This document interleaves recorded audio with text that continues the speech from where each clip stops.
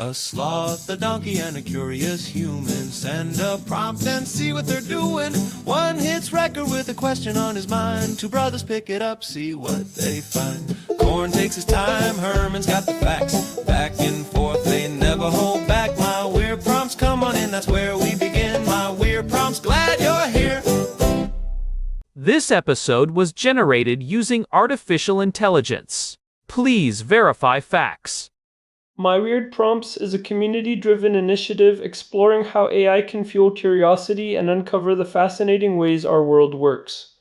GPU compute for this podcast is generously provided by Modal. Learn more at modal.com.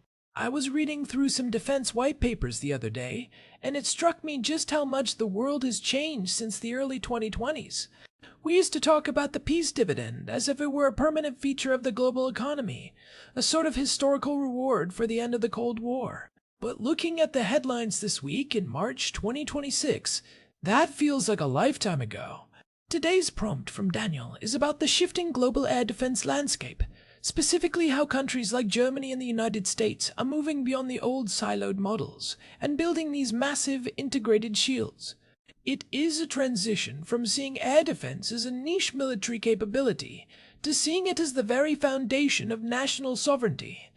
It is a completely different world, Corn.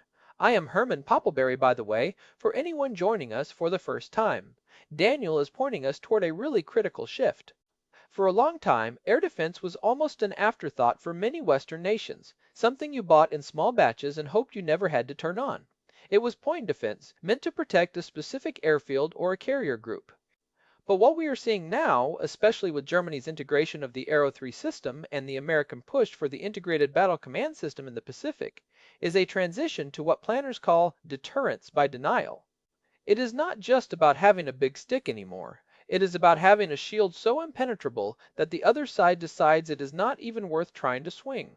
If you know your missile will be intercepted before it even re-enters the atmosphere, the political and military utility of that missile evaporates. Deterrence by denial. That is an interesting way to frame it. It suggests that the hardware itself is the diplomatic message. It is saying, we have made your primary offensive lever irrelevant. But before we get into the geopolitical messaging, I want to look at the sheer scale of what Germany is doing. They just hit a major milestone at the Schönwalde-Holzdorf airbase, and the numbers attached to this deal are staggering. $6.7 billion for the Arrow. 3 system from Israel. That is the largest defense export in Israel's history, right? It is, and it represents a massive pivot for Berlin. Think about where Germany was just 5 years ago versus where they are today. On December 3, 2025, they achieved initial operational capability for that first Arrow, 3 battery at Schönwalde-Holzdorf.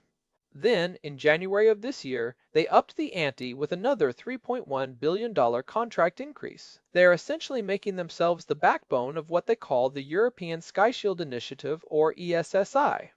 What I find fascinating about the Arrow 3 specifically is its interception profile. This is an exo-atmospheric system. It does its work in space. Right. And for the layperson, exo-atmospheric sounds like something out of a science fiction novel. But we are talking about an interception altitude of up to 150 kilometers. That is well above the Kármán line, which is the recognized boundary of space. Why is that specific altitude so important for Germany's strategic calculus? Why not just wait until the missile is closer to the ground? It is about the physics of the threat and the geometry of the defense.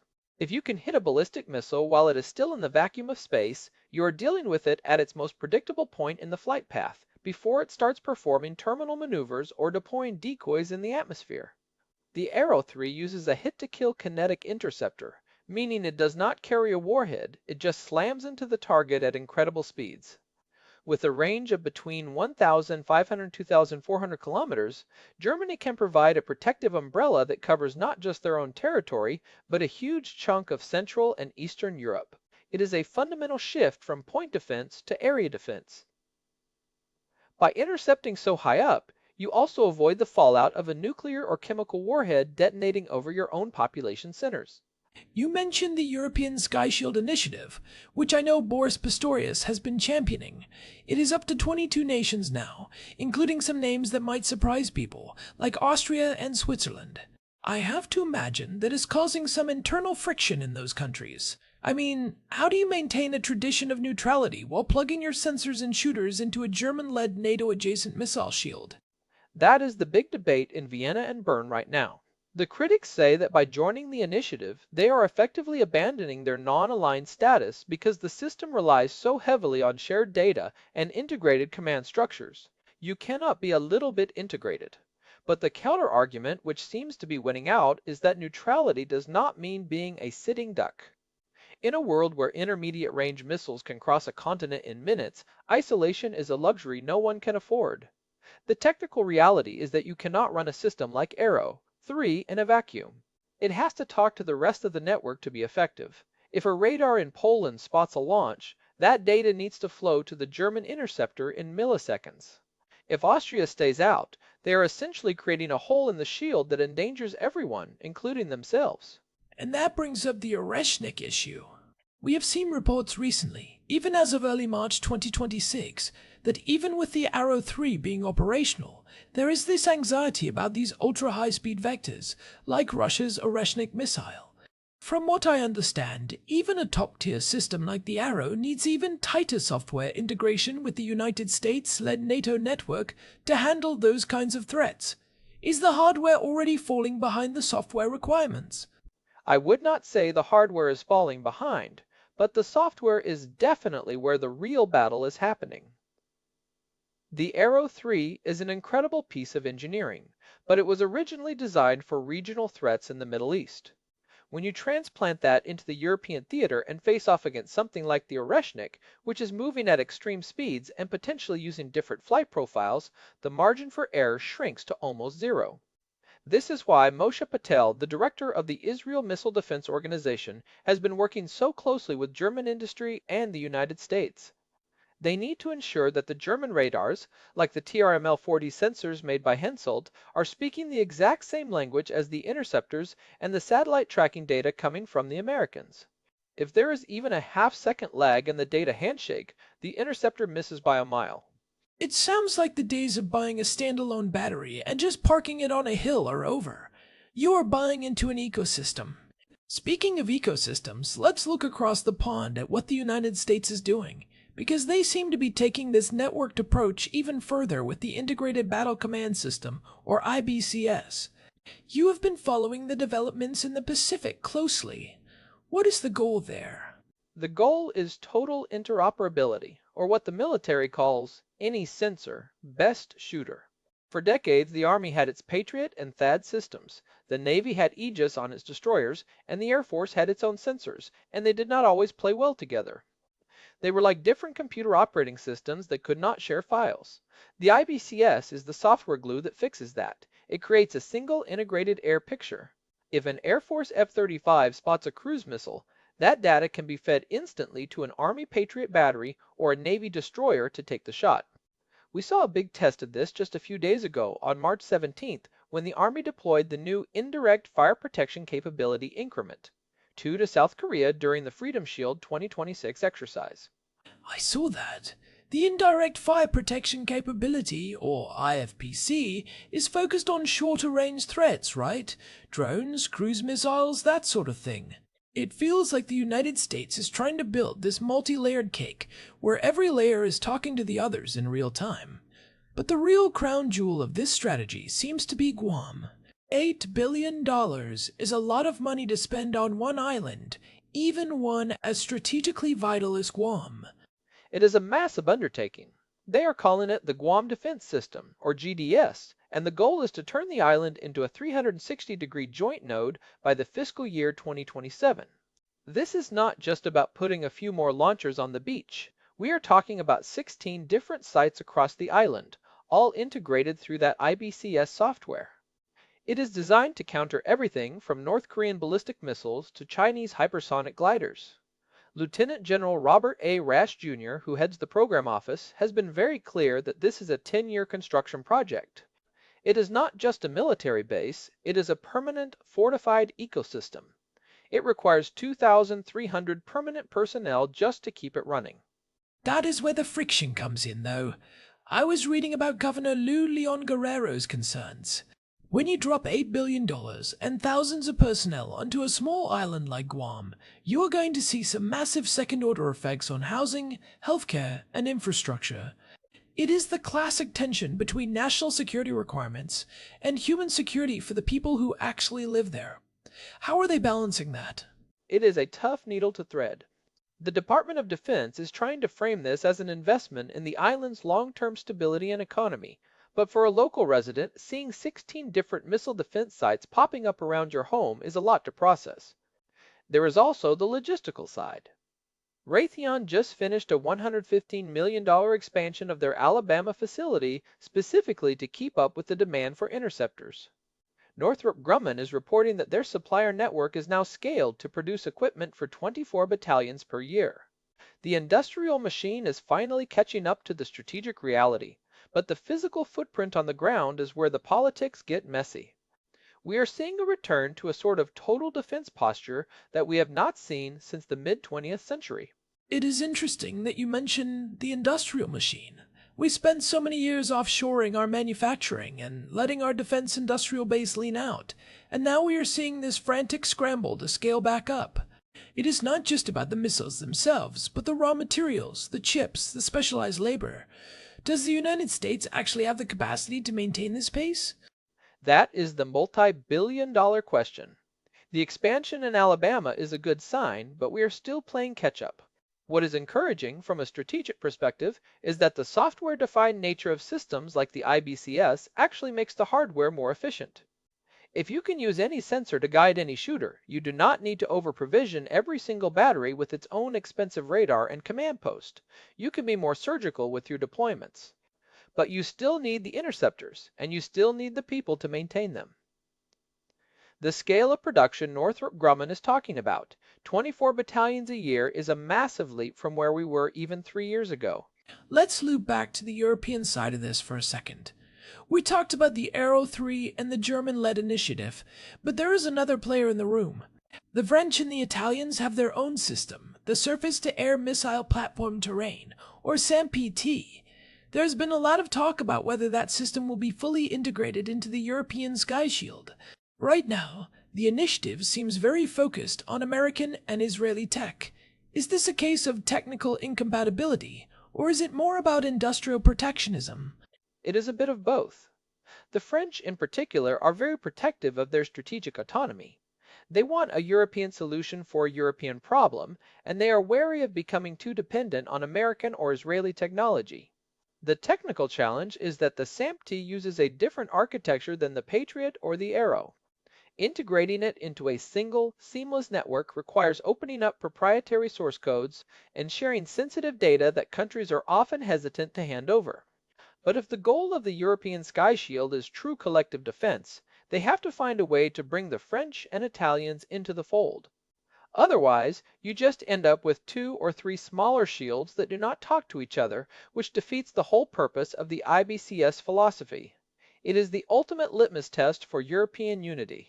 It is like trying to get an iPhone and an Android to work together perfectly in 2026. It should be easy, but everyone has their own walled garden.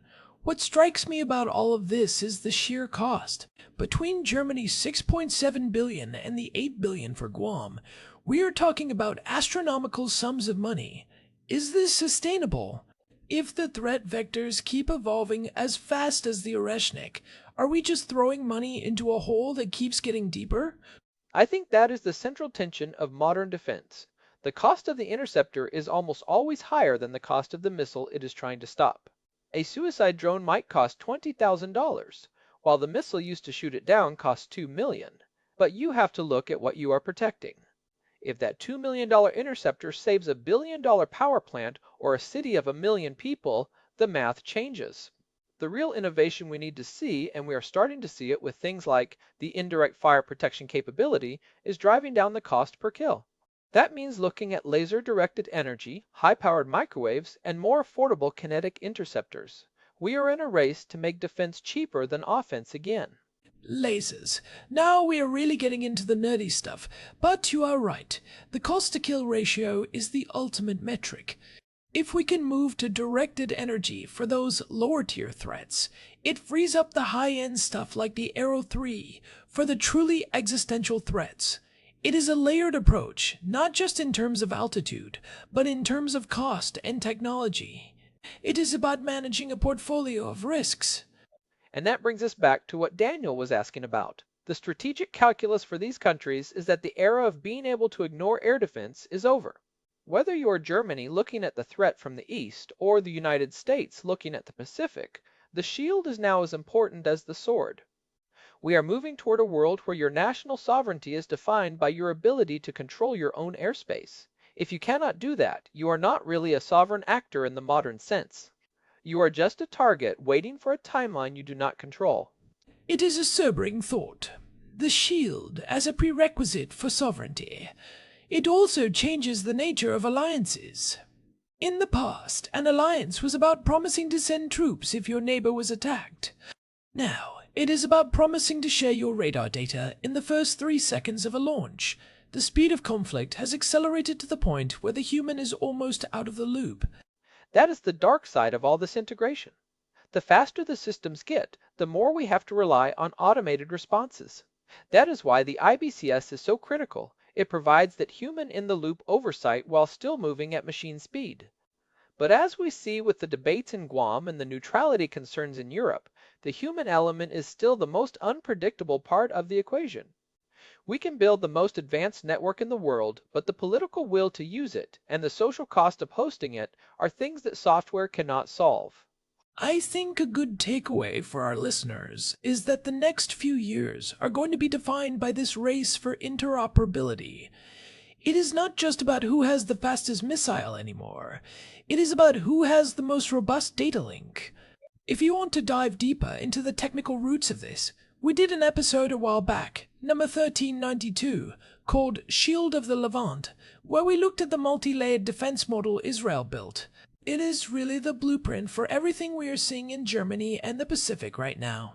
That is a great one to revisit. It really shows how the technology has matured from a local solution to a global standard. Another one worth checking out is episode 1402, The Billion-Dollar Shield, which gets into the early days of the Arrow 4 and Arrow 5 development. It gives you a sense of just how far ahead the engineers were thinking, even back then, about the threats we are only now seeing operationalized in 2026. It is a lot to digest, but it is clear that the global air defense landscape is being rewritten in real time. Whether it is Boris Pistorius in Germany or Lieutenant General Rasch in Guam, the leaders who are leaning into this networked, integrated future are the ones who are going to define the security architecture for the rest of the decade. The peace dividend is gone, replaced by a very expensive, very complex, and very necessary shield. It is a fascinating, if slightly terrifying, time to be following this stuff. The technology is incredible, but the stakes have never been higher. We are essentially building a global nervous system for defense. Well, I think we have covered a lot of ground today. From the forests of Germany to the beaches of Guam, the shield is being built. Thanks as always to our producer Hilbert Flumingtop for keeping the gears turning behind the scenes. And a big thanks to Modal for providing the GPU credits that power this show. We could not do these deep dives into complex systems without that support. This has been My Weird Prompts. If you are finding these discussions valuable, we would love it if you could leave us a review on your podcast app. It really does help other people find the show and join the conversation about these critical global shifts. We will be back soon with another prompt from Daniel. Until then, stay curious and keep an eye on the skies. See you next time. This episode was generated using Gemini Flash 3. Text-to-speech engine was Chatterbox. Thanks for listening to our show, My Weird Prompts, where our thoughts go from slow takes to facts on cue. We change and follow through. My Weird Prompts, that's the flows from sloth